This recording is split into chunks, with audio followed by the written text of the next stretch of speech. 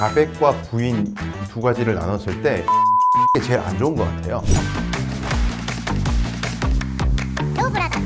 안녕하십니까, 변호사 형님들. 로브라더스 진행을 맡은 강수영 변호사입니다. 지난 시간에 준유사 강간에 대해서 다루면서 성범죄 수사에 있어서 진술 증거가 굉장히 중요하다는 말씀을 드렸는데, 이 진술 워낙 중요하다 보니까 오늘 따로 떼서 한번 심도 깊게 다뤄보도록 하겠습니다. 오늘도 역시 검사 출신 변호사 임명한 변호사와 함께합니다. 지난 시간에 잠깐 말씀드렸듯이 성범죄는 은밀하게 일어나기 때문에 태생적으로 직접 증거가 부족할 수밖에 없습니다. 그래서 진술이 굉장히 중요하게 판단이 되는 거고요. 비단 성범죄 외에도 직접 증거가 부족한 뇌물죄 같은 경우도 진술이 굉장히 중요하게 판단이 될 수 있습니다. 그래서 이제 보통 보면은 이제 녹취록 같은 것들도 증거로 많이 나가고, 은밀한 범죄일수록 진술이 중요하다. 자, 근데 이제 직접 증거라는 개념을 여러분들 많이 들으셨을 겁니다. 뭐 강간죄 같은 경우에는 폭행이나 협박으로 이제 강제적으로 성관계를 하는 거다 보니까, 뭐 예를 들어서 이제 신체에 상처가 생겼다든가, 혹은 이제 성관계를 강제로 하다 보면은 이제 몸에 또 여러 상처가 생길 수 있잖아요. 그런 것들이 이제 직접 증거, 혹은 목격자가 뭐 있다든가, 그렇죠. 그럼 이제 직접 증거인데, 직접 증거 어떤 게 뭐 예시가 있습니까? 폭행이 직접 증거라 하면 진단서 같은 게 있을 수 있고,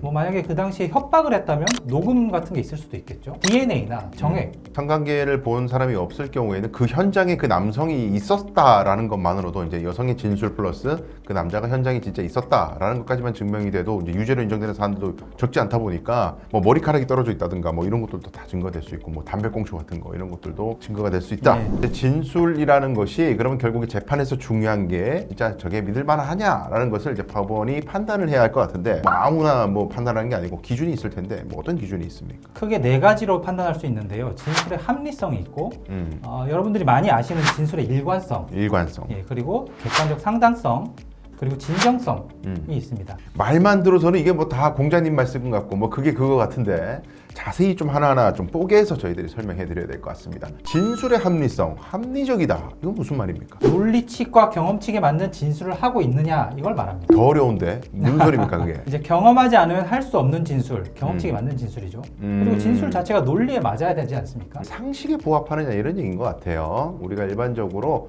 내가 성관계를 강제로 당했다라고 피해자가 진술을 하는데, 그럼 장소가 어디냐? 트렁크 아니었다. 이런 식으로 진술을 많이 한다 치면, 이게 혼자 들어가기도 힘든 공간인데 두 명이 들어가서 성관계를 한다고? 상식적이냐 그 진술이? 요 기준이 하나 있다는 일단 말씀이고, 진술의 일관성에 대해서 저희가 좀 얘기를 해보도록 하겠습니다. 초지일관, 쭉 똑같은 이야기를 한다. 이걸 이제 일관성이라고 이야기를 하는데, 진술의 일관성이 신빙성을 판단하는 데 있어서 가장 중요한 요소이긴 합니다. 말을 계속 바꾸는데 그 사람의 말을 어떻게 믿어주겠어요? 그렇기 때문에 말을 바꾸는 건 정말 치명적입니다. 피의자 중에서 가끔 변호인도 속이고 조사에 들어갔다가 이제 증거가 나오니까 막 말을 바꾸는 분들이 있어요.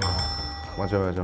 그럴 때면 이제 변호사가 정말 화가 나죠. 여러분, 적을 속이려면은 아군을 뭐 먼저 속여라, 뭐 이런 얘기가 있는데, 변호사와 분쟁이 생기면 사건의 결과 결코 좋을 수가 없다. 자, 다음은 상당성이라는 단어를 아까 말씀하셨습니다. 객관적 상당성, 객관적 정황이나 증거에 들어맞는 진술을 하고 있느냐를 말합니다. 이제 범행 당시에 직접 증거는 없지만 범행 전후에는 객관적인 증거 같은 것들이 있잖아요. 그런 증거들에 맞아 들어가는 진술을 하고 있느냐. 너의 생각이 아닌 객관적인 주변의 물건이나 정황과 맞아 들어가느냐, 이 얘기를 지금 하시는 거네요. 여자친구가 헤어지고 말하면 여자친구 이제 모텔에 끌고 가둬놓고 감금하고 협박하고 뭐 성폭행까지 한다거나 그런 사례가 꽤 있거든요. 모텔 CCTV를 보면은 피해자가 나체로 옷만 들고 이렇게 나온다던가 그런 CCTV가 확인이 될 때가 있거든요. 이제 그거는 범행 직후의 상황이잖아요. 그러니까 그 여자분이 갇혀 있었다라는 진술이 더 들어맞게 되는 거죠. 분위기가 좋았으면 헐벗은 몸으로 그렇게 헐레벌떡 뛰어나올 리가 없는 거고, 그죠? 여러모로 이제 앞뒤 정황도 다 보고 이제 진술의 신빙성을 판단한다. 자, 마지막으로 진정성 이제 남았습니다. 무릎을 꿇고 울면서 얘기하면은 인정이 되고 뭐 그런 겁니까? 어떤 개념입니까? 진술의 동기가 진정한지, 불순한 의도가 있는지,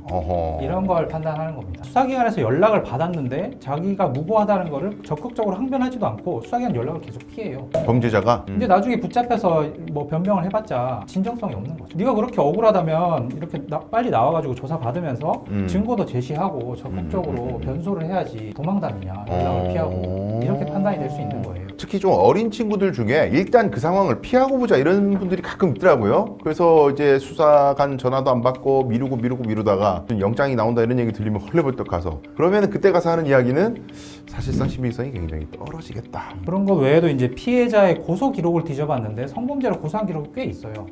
그런데 그게 다 무혐의 처분이 됐어요. 그러면 이제 이 피해자의 진술의 진정성이 의심되는 거죠. 고소인이 여러 번 성범죄 고소를 한 전력이 있는데 예. 수사 결론이 다 무혐의였다.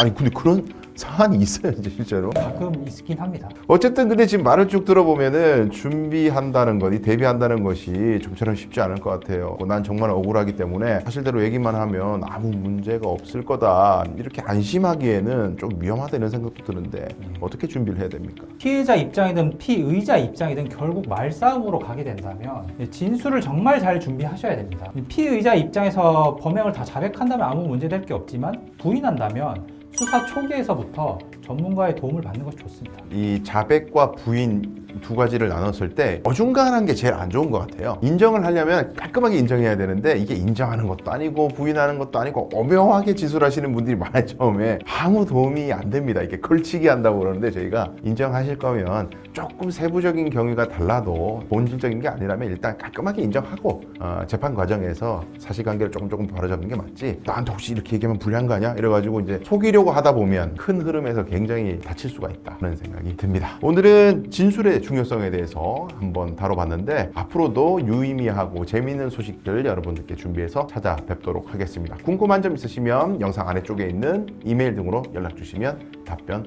드리겠습니다. 고맙습니다.